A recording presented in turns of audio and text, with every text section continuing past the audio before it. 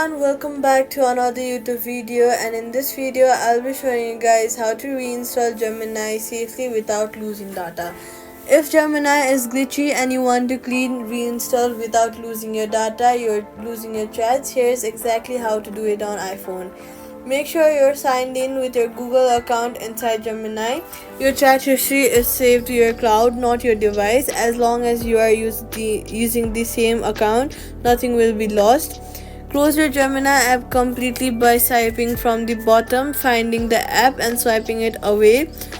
Then what you're gonna do is go to settings and then search for iPhone storage, then look for Gemini, then click the delete Gemini app. This removes Gemini from your device but does not delete your chats or store data in your Google account. Next, what you're gonna do is go to your app store, search for Gemini, and then reinstall the app. Once it installs, open the app and sign back in with the same Google account you used before. Your history and preferences will automatically sync back. That can compromise. Privacy tip: only reinstall the official app store version. Avoid any third-party sites or modified app that can compromise your account security.